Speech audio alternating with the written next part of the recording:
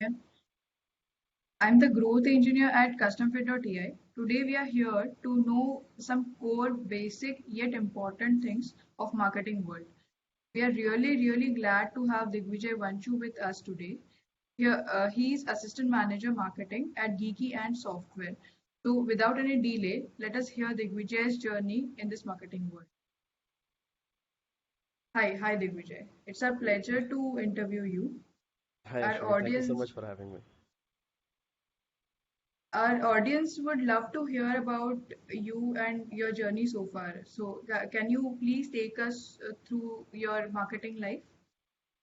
Absolutely. So, first of all, thank you for the introduction. I am Digvijay Vanchu. I am the Assistant Manager of Marketing and Communications at Geeky Ants. I have been working in this capacity with Geeky Ants for the past 3 years now. And well, my marketing life has been a little unorthodox because I essentially come from a development background, and I was a developer for quite some time.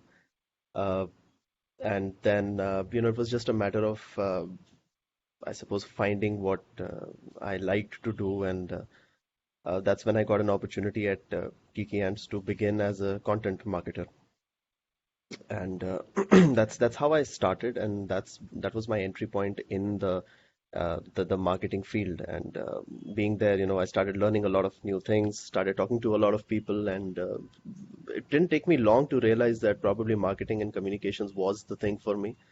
And that's how I started to build myself and involved myself in a lot of different things, learned a lot of new things, and here I am working as a manager there.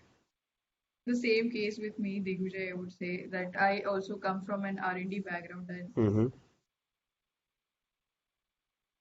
and a lot. I mean, a long way to go. So, Yeah, absolutely, absolutely. I mean, we just scratched the surface. yes, Digvijay. So, we would like to understand a bit about your current company and Hmm. what marketing philosophy you follow to keep the spirit up. Right. So Geekians is a product studio. We build digital solutions for clients. Our basic motive is to be pioneers and lead change in the world using technology and help make lives easier and make everything better for people who are out there. And we do that keeping our focus on mobility. So we build a lot of mobile and web solutions for our clients. Other than that, since we do call ourselves a product studio, we are also have a product division in the company where we have built a lot of different products in the field of React Native, Flutter. These are all mobile and web technologies.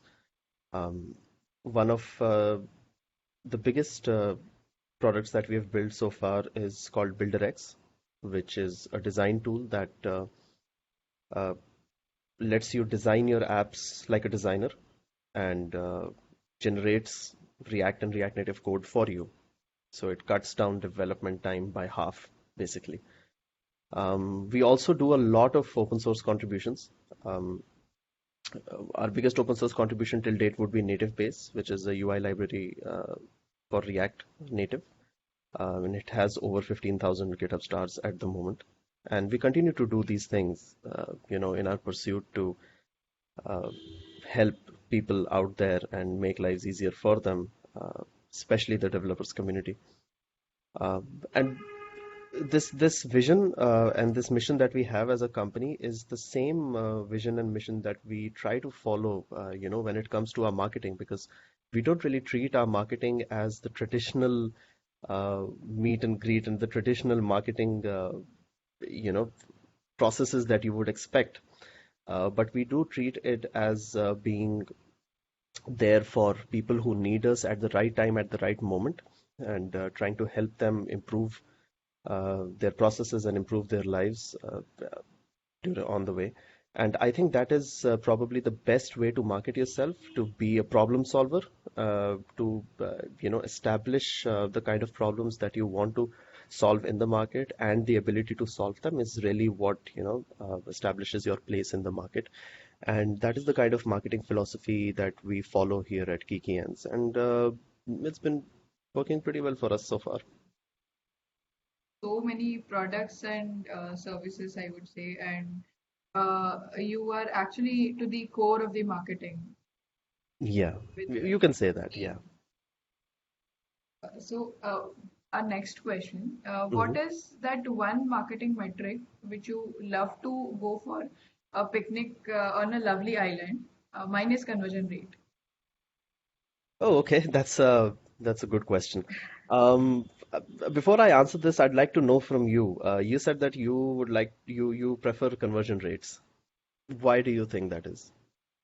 Uh, that's a basic metrics, but Mm-hmm. not a basic. You have a lot, you need to put a lot and lot of efforts, and that will give you the result, and Mm-hmm. that will always show up that how much efforts you are putting. It's Mm-hmm. that basically a defined and finite metrics. Mm-hmm. Don't have to Well, say anything. It just say it, let the number say. That's it. right. Well, that makes a lot of sense. Now that you've taken my answer, I think I'll have to look for another one. Okay. Okay. Um, all right. So I think the one marketing metric that I am really a fan of is return on investment. And there's a very specific reason for that. Because I personally believe that, marketing is not about, but of course it is about, looking at the immediate picture, but it is also about incorporating the big picture and the big aim within every activity that you do, right? And towards the end, of course, you put in time, you put in effort, you put in money, you put in resources into all of your marketing activities that you do. And if you look at it in a way, they are basically all investments, right? And of course, if you're investing somewhere, you would want a good return on investment to make that investment mean something. So I think probably if I go on a picnic with return on investment to an island, I think my path would lead through your island, where Okay. I would, take conversion rates into consideration as well. So yeah, I think return on investment is a pretty big deal for me. Perfect. What is your source of information to keep yourself updated with marketing industry updates? Like this is a really important question, I would say, the for one who are studying, so Hmm. for one who are doing MBA or doing any course in marketing, so Hmm. that they will have some idea that how you need to approach and how you need to go forward, how you need to start. Right. Well, of course, there are a lot of sources out there. We have the internet on our fingertips, and everything is available on the internet. But of course, it's a matter of reaching out to the right source Right. to get the right information. Uh, I mean, being old school, I think the very first thing that I would suggest people to do, and my source would be reading books, a lot of books, because I personally believe that marketing as a sphere, as a function, uh, of course, it has some uh, concepts or some processes that you have to follow, which lie at the foundation of it all. But then again, it's all about how you approach it, and it's different with every person. Every single marketer approaches marketing differently. So I think reading books on things that won't tell you how to do or solve a certain problem, but rather give you perspective on how to approach it would be really helpful. If you are not a book reader, I would think that since you are talking about students, I think LinkedIn is a pretty decent place to talk about marketing and all of those things. Because uh, very recently, I have started exploring LinkedIn as a source for knowledge, and a lot of people hold a lot of webinars and a lot of discussions on LinkedIn, which are really, really fruitful and really helpful. So I think people and students could start with LinkedIn first and then move on to other sources that would at least give them some perspective towards where to look at. Definitely, it would give a good kickstart for whom we are, whom needs to start or who wants to start. Absolutely. So, can you share the most successful campaign you handled so far? And at the same time, uh, can you please share a failure campaign too? So, we will try to learn from both of your experiences. Okay. I personally don't think that I've had my most successful campaign so far yet because, there's a long way to go. Failed campaigns, quite a lot, I'd say, because, I mean, I think my most successful campaign so far would be this one campaign that I worked for in January of 2021. Me and my team, we ran a campaign, and I mean, of course, I'm going to talk in terms of return of investment because that's who we are Yeah, with on that's the island, right? I know. So the return on investment on that campaign was way better than what we expected. And I think I would owe it to the hard work of my team and uh, just being able to be at the right place at the right time to fulfill needs that were out there in the market. Failure campaigns, I think there are a lot. Uh, I mean, making difficult decisions to misassessing situations and a lot of rookie mistakes that you would perhaps make if you are a new marketer, and that is something I think you should not shy away from because trying to find your way of marketing things is a path that begins with a lot of hit and trials and a lot of failures. But I mean, eventually you will find what you can do, and your arrow will hit the mark. Persistency and being positive Oh in yes, all of the absolutely. situations. Yes, being persistent, keeping at it, continuing to go run through everything is very, very important. And I mean, there's light at the end of the tunnel. Get going, definitely. So, according to you, what are the biggest challenges faced by marketers in 2021? Oh, the fluctuations, without a doubt. I mean, because of the pandemic, because of how things are, especially the Indian market, we have seen so many fluctuations in the past year in 2021 and 2020.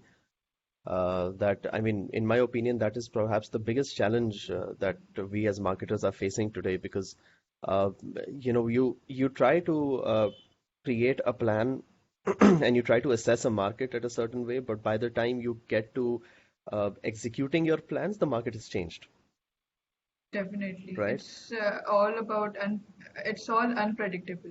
It's very unpredictable. So I think that is perhaps one of the biggest challenges that marketers are facing today. And uh, I, I mean, if you want to get past this challenge, I think it's just a matter of keeping yourself updated with what's going on in the market. Just a matter of research, research, and perhaps more Lots of research. research and reading lots of books because so many magazines and Oh yes, keep oh yes, yourself updated. tabloids, magazines, all of those. Exactly.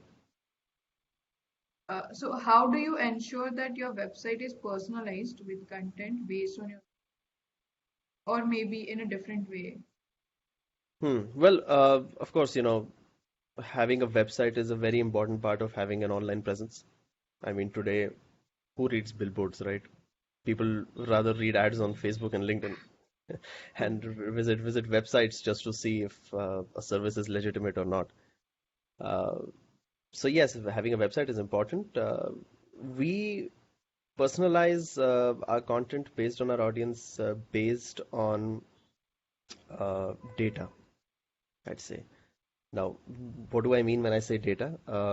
You see, we've, of course, as a service-based company and a products-based company, a little bit of both, which Kiki answers. We have been serving a lot of people, a lot of clients, a lot of companies and organizations out there in the market with their needs, and that has given us a chance to interact with them, really understand what their requirement is, and that has kind of given us the ability to find our place in the market and holding that place in the market and catering to a lot of different types of people and a lot of different industries. That kind of gives us insight into which way our services or our website should be tailored towards to not just make us look good, but to be able to convey the fact that if somebody needs our help, we are able to help them. Definitely. So, right? in other words, which I'm trying to understand is Mm-hmm. for a niche, not segment, but a niche audience who Mm-hmm. really want or who really need your software or product or service, Mm-hmm. and content in a way that uh, it will be conveyed to them. Yes, I think when it comes to customizations, content is king. True. Content is what conveys everything to people, and there have been instances where I have seen, too fancy content that would, of course, look very good, but then it gets really hard to convey what exactly is being offered, right? And that is where, content really plays an important role because, of course, it's communication. You need to be able to communicate what you're trying to do and what you can offer. And that is where all the customization is. And if the other person, if even if you're talking about a niche product or a niche service, if you're able to convey what you're able to do and how well you're able to do it, I think that's one of the most important things.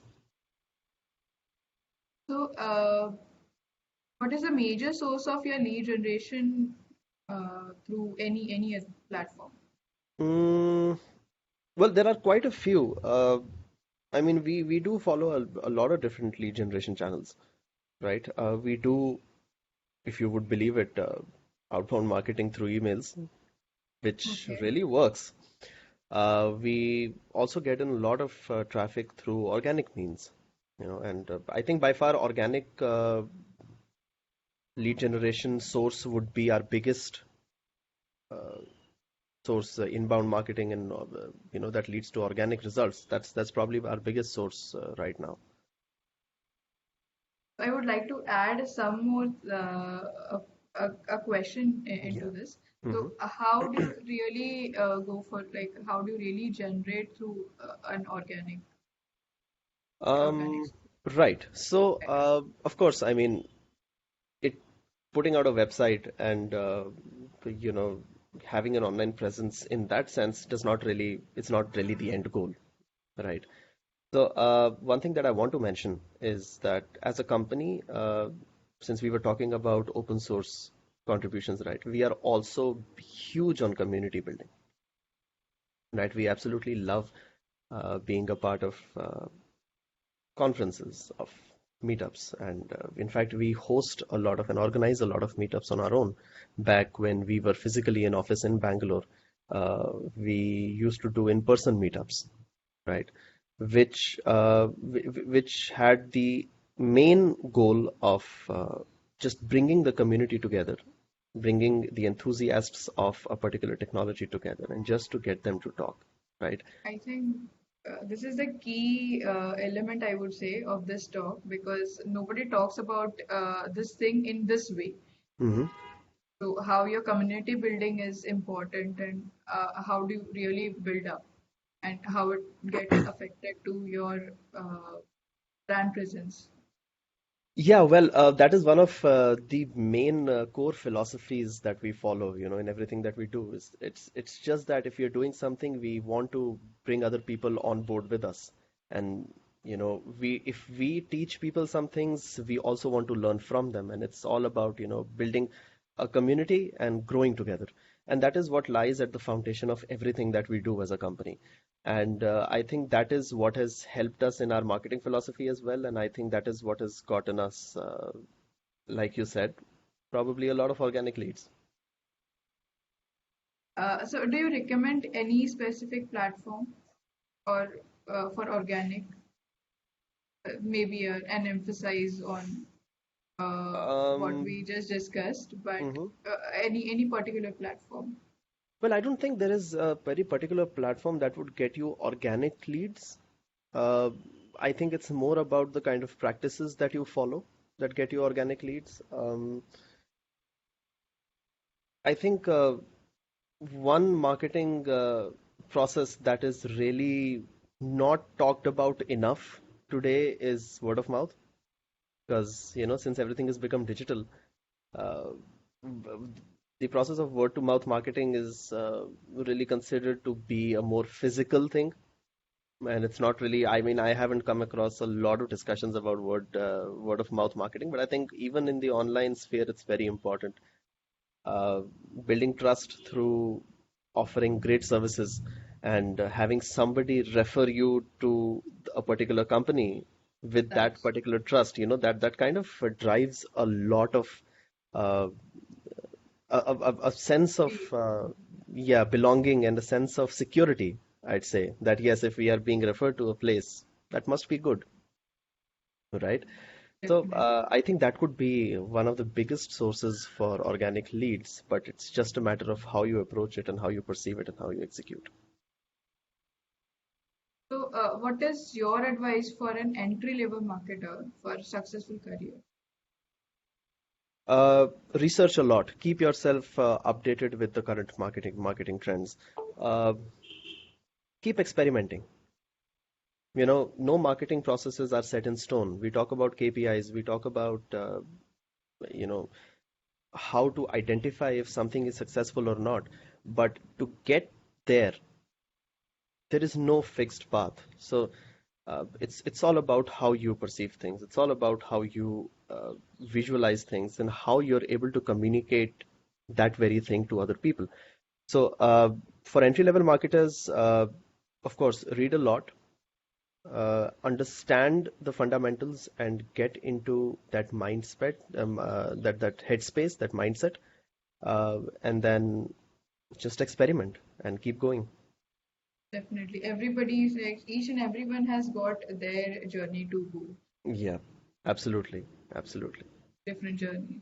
So, I would like to understand about your mentor in marketing, the person whom you look up to when you're in deep trouble. Hmm.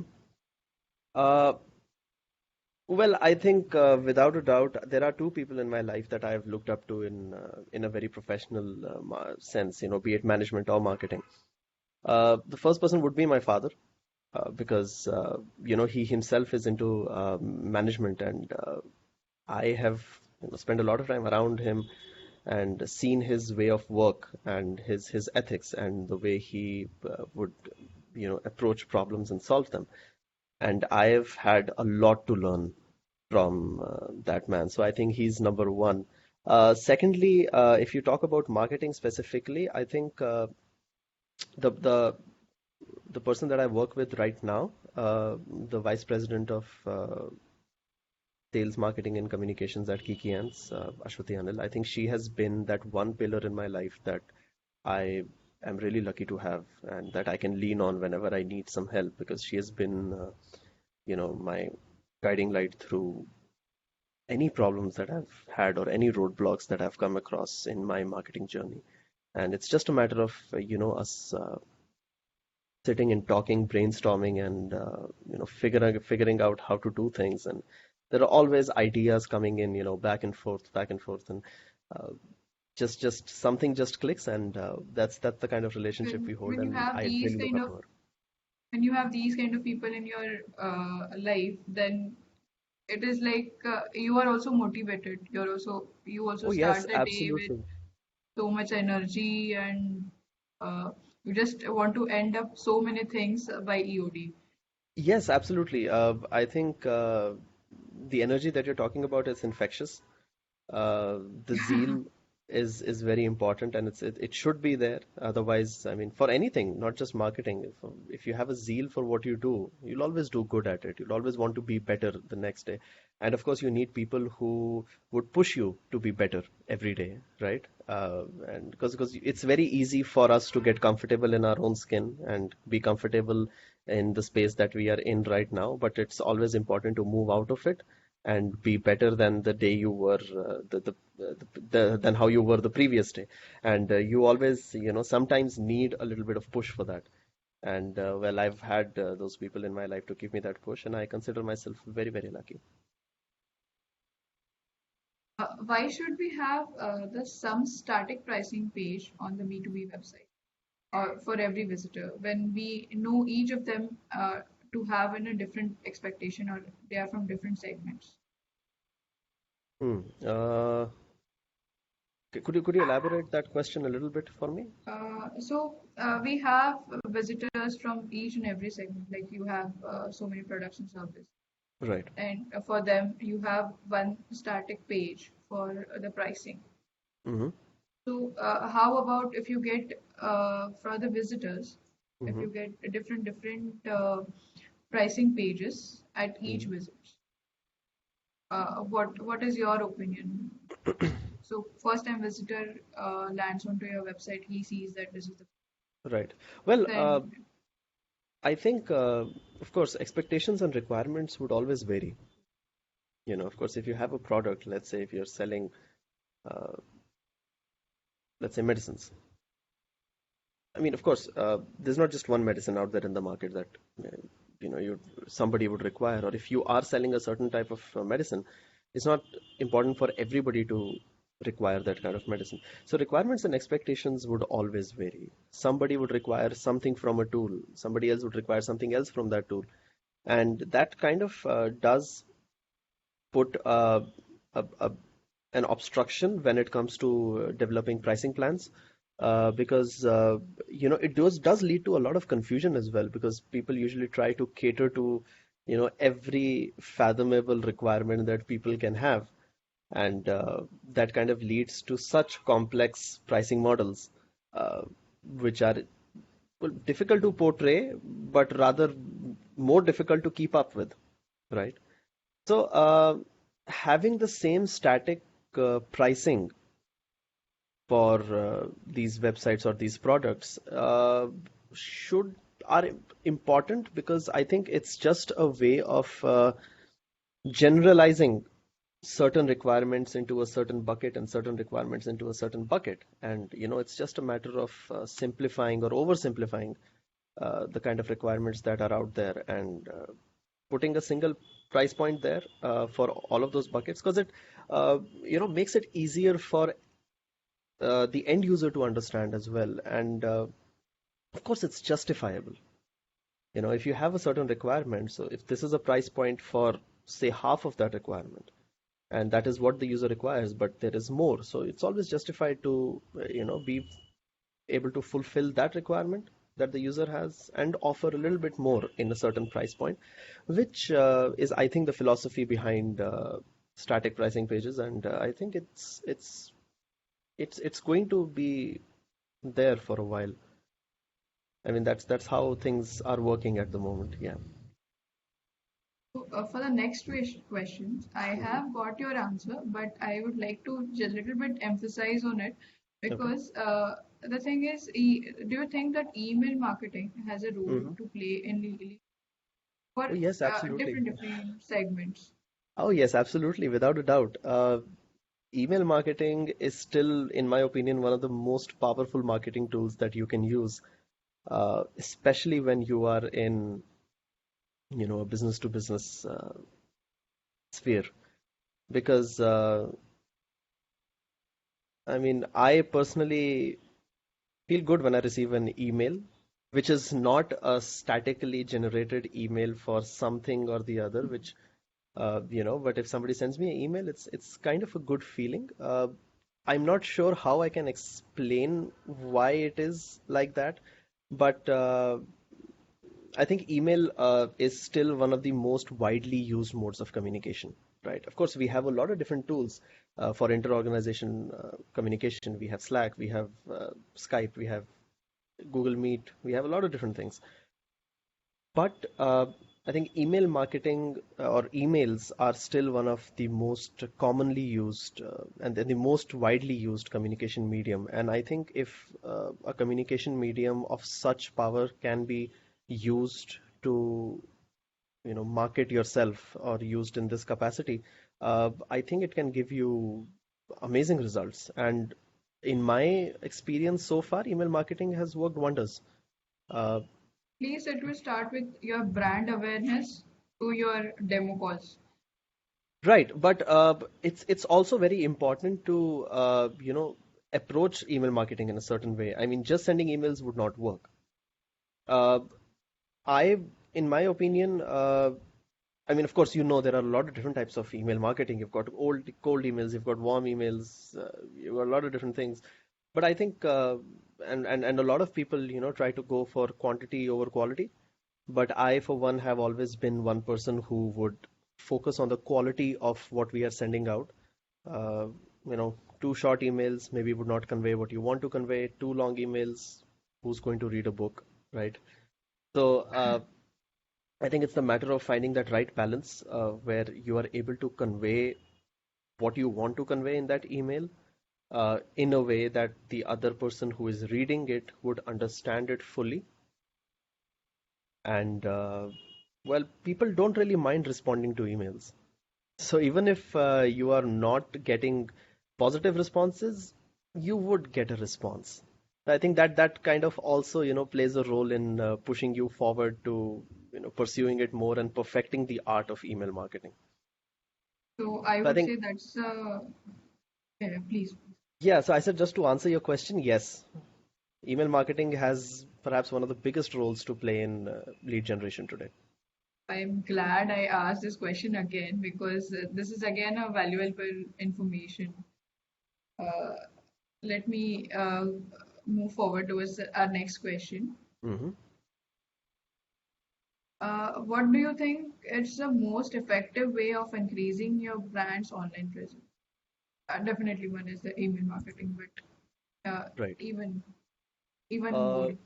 Uh, if you're talking about your brand's online presence, I think like I talked about, community building. Community building is not just physical, it's online as well. So I think the optimal usage of social media can be one of your biggest tools and your biggest weapons in your arsenal because uh, it's not just about letting people know what you can do. It's about engaging them. It's about getting into conversations with them. It's about creating that humane connection with people, right? And that is one thing that, as far as I've seen, every company or every organization or every person, for that matter, who has embraced the fact that social media and marketing on social media is not just about putting up a poster of what you can do and then counting how many likes or how many comments you get on it, but rather engaging people in conversations and talking to them and answering their queries and explaining to them, taking the time to explain what it exactly is. I think that builds that reputation, that connection, and that translates into a wider presence. Now, social media is a huge place to be in. You've got LinkedIn, you've got Facebook, you've got Instagram, you've got Twitter, you've got Reddit, you've got so many different platforms. I think being able to manage all of these effectively can really boost your online presence, apart from your website, which would kind of serve as the mothership. So everything that you're talking about, that's like the knowledge base of everything that you are. And all of these different things are just proxies to, redirect to the mother base where people would get all the information that they want. I just remembered one thing here that, Hmm. as you said, that brand is nothing but what you really are and what you really do Hmm. as a team. Like Right. if you just sell your product and if you cannot support your clients, how you exactly do that and how Hmm. this is useful to you after you sell it. So Hmm. this becomes a spot to your brand. Absolutely, yes, that is very, very true. That's very well said. Of course, brands, we perceive brands as companies, but why do we talk about customer support so much? If you're talking about, say, different shopping places, and we talk a lot about customer support, and we say, okay, this customer support is good, that is not very good. They don't pick up. So I So think that that's the is biggest again example of this particular thing, that human interaction, being in touch with your end users and walking them through your journey and walking with them through theirs is very, very important for building a brand. So my next question is for the experienced marketers, we would Hmm. say, how do you ensure that the ROI on your marketing campaigns are optimal? or what are the metrics, what are the platforms, or how the process you follow to make it optimal and have Uh, a graph of it. okay, okay. To make return on investments optimal, there are a few things that I like to follow. Uh, the first thing is to not, of course, let's just walk through the entire journey, right? You're developing a campaign. Let's just say, for this example, you're developing a campaign. You've done your research. You're looking into the market. You're talking to a lot of people. You're understanding what the market is in, the kind of state that the market is in right now. And according to all of that information, all the data, you've created a plan. Now you have to execute it, right? Let's just say you do execute it as well. And you've set a certain set of expectations that, okay, this is what my investment has been. This is the kind of return that I'm expecting. But to stop the process right there would be a folly. Right. So the process does not stop there. I mean, once you have executed your campaigns, it is very important for you to evaluate what's going on consistently, evaluate the market consistently, and make certain tweaks and changes to your campaigns while it is running so that you can cope up with how the market is changing as well. Because, I mean, we have already established how dynamic the market is, and the marketing functions that you're performing need to be dynamic as well. Just they need to match the synergy with the dynamism of the market to be able to give you optimal ROIs. So I always personally do this and encourage everybody else to, continuously research and not abandon campaigns once you've run them just wait for returns, because it is very important for you to continuously be in practice, continuously keep on making tweaks to get the best optimal result. The second thing that I like to follow might sound very simple, and it kind of is, but again, it's a matter of setting the right expectations.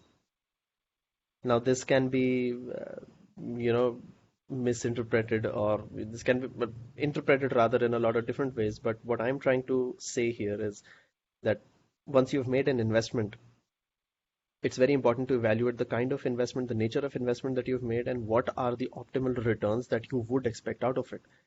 Uh, Over promising results and then getting the optimal results is negative growth, right? Under promising uh, and getting optimal results, of course, might look like positive growth, but it's going to undermine the entire value of the overall campaign that you're running, right? So it is very important to be very aware of the kind of investments that you're making, and to be able to understand what exactly can you expect out of those investments, and have such expectations so that you have a realistic goal, and the results that you get which revolve around that goal would accurately able to tell you how far away you are from your goal, or how much better you've done than what you expected, right? And that can lead you into uh, you know making your other campaigns or other functions, or using other data wisely and efficiently. So these are a few things that I like to keep in mind when I'm I working on ROIs. I think this is the one sentence is really important for each and everyone who is running the campaign, even me. So better to have right expectations, what you can expect and what you can do, what is doable and uh, what you can expect from the market Absolutely, that is according to extremely your important. research and uh, Yep, having understanding about the market. yep, rightly said. So finally, I would like to ask, uh, could you share any precious information with our audience, which can make the team make them successful marketer as a team member in marketing team? Hmm. Um, Persevere. Just keep going, right? It's very important to find your voice when it comes to marketing. Um, you might have um, a lot of people you want to look up to, which is great because they've done great things in their careers. But to emulate them is wouldn't be fair to you, right? So learn from them, understand what the game is from them, but play it in your own way. Be your own sportsman, be your own marketer. Uh, Other than that, of course, if you're working in a marketing team, be open to ideas. Um, of course, I mean, me and as my team, when we are brainstorming, we do get tend to get into deep discussions on why something would work and why something wouldn't work. But then again, it's like I said before, it's all about looking at the bigger picture. So it always has to be about that. And well, that would probably make you an efficient team player, and of course, would I think, in my opinion, would help you get better returns of your campaigns. But of course, the most important thing for anybody would be to, yes, find your strength, find your footing first, and then build on top of that.